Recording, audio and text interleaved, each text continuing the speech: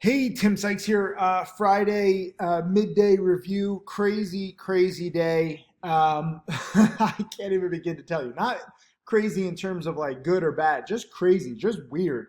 And some days, that's going to happen. I kind of felt the signs yesterday. I was a little just exhausted from the week, a little burnt out. And now today, E-Trade was all wonky. Stocks to trade is a little wonky. Profitly is a little wonky.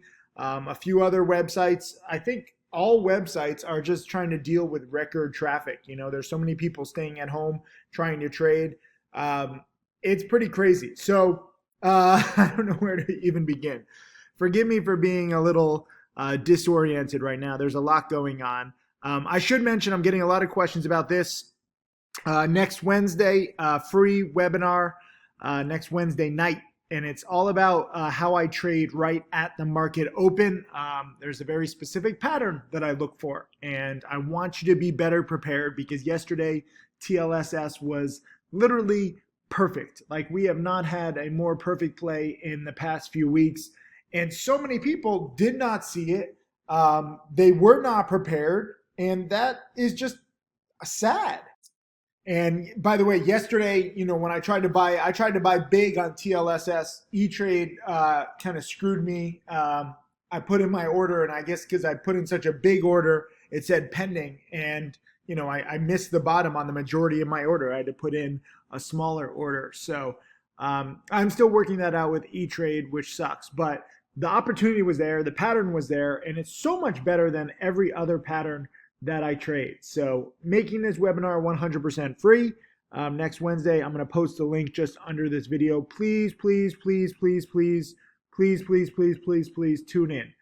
Leave a comment below this video if you understand.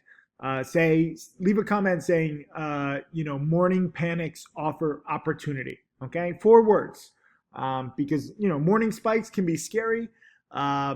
Stocks where they're not spiking or panicking, it's kind of 50-50, no good odds. But with panics, especially on multi-day runners leading up to the panic like TLSS was, that offers, I think, the best risk reward, the best opportunity. So I'm doing a webinar. I call it the 9:30 a.m. Profit Summit. Please tune in. And again, if you understand how good this pattern is and how much better it is than anything else, leave a comment under this video saying morning panics offer opportunity, something like that. I don't even know what's going on right now. I made nearly $3,000 on the day, just had a small loss on SGBX. It happens. Before I get to the loss, I want to talk about what happened on GRNQ. I was not able to alert this properly. We had some issues with Profitly. And I also had problems with E-Trade. Like it's crazy what's happening. I thought I actually had 14,000 shares.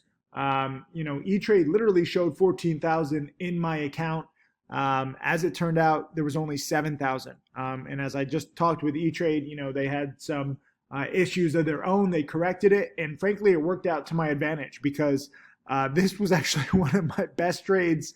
That's what's so funny about trading. Sometimes like everything's just going wrong and you're just so pissed. And then if you're on the right track with the right strategy, with the right mindset, like it just comes together. And I absolutely nailed the top on GRNQ, selling my shares in the 130s. I didn't think I got it all. I thought I had only sold half my position because it kept getting halted too due to volatility. But I got my 7,000 shares and I posted, obviously when I don't alert in real time in the chat, the alerts weren't going through on Profitly. I think we fixed it because the SGBX alert went through. But when I don't post in real time, anybody can just say, oh, I did this trade, I made this. So I posted a little screenshot of my executions. And like I said, I thought I had 14,000. As it turned out, I had 7,000 shares, just buying the morning spike. And I wasn't even, early. Like I was trying to buy this in the 80s. I missed my opportunity. They had some news, and Friday morning spikers can really just go off. So this was my kind of go off trade attempt. And I'll buy it and I'll chase it a little bit, especially in this speculative market because it's been working.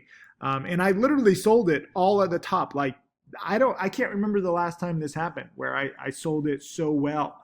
And it was funny, like if I had filmed myself, because I was so frustrated that the Profitly alert hadn't gone out. I was so frustrated, like my E-Trade kept logging me out and there were like technical glitches and I was just like swearing. And then I turn in this 40% return, which is just staggering. But you got to take profits into this Friday morning spike. That was the whole point. I did include what I was trying to type, and I said, this was the second time. I didn't even save the first commentary because it got deleted when I typed it in. But I tried alerting at 97. I said goals to make 20 to 40%, and I actually made it. Like all I do is estimate. I estimate based on how volatile a stock is. And I sold this, like I literally thought that I only sold some in the 130s, but I got it all. And this was just a nice morning spike on a Friday in a speculative market. So even though everything went wrong for me this morning, technically speaking, like I couldn't alert, I had to spend like 40 minutes on the phone with E-Trade to figure this out. The trade was dead on. Then afterwards, I tried another speculative trade. On SGBX, it did not go as well. This one just got approval as I alerted. They completed their U.S. import registration. So it's not even like really huge news, but again, it's a Friday. It was spiking already. It had already hit 297. I was buying it on the dip here, thinking that, you get that quick spike and then it could try to take 296. Ideally breakout, then some big breakout buyers will push it over 3 and I sell into the 310s, maybe 320s. You don't know how far these things can go. This is a 10-day chart. Let me scroll out even more though. Because it did spike big right here, from the 4s to the 6s.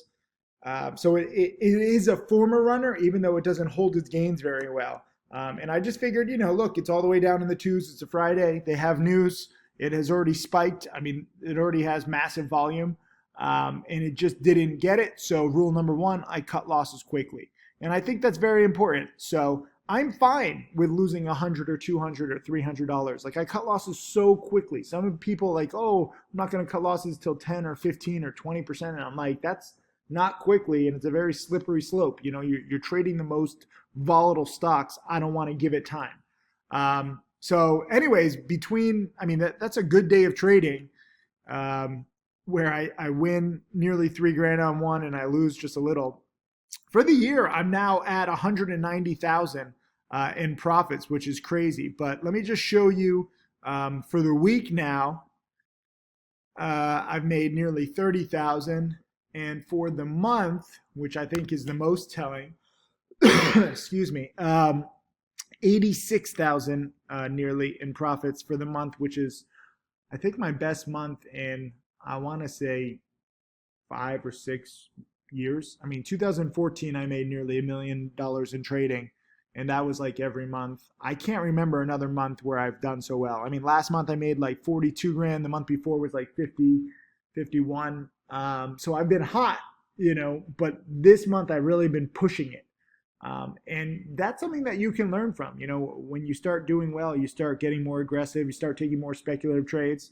Right now, I'm just so burnt out, exhausted, and now drained, mentally, just with today's technical issues. I don't really want to trade anything. I do see MARK breaking out, but they really need like a press release, like these 10, 15% moves. They're nice.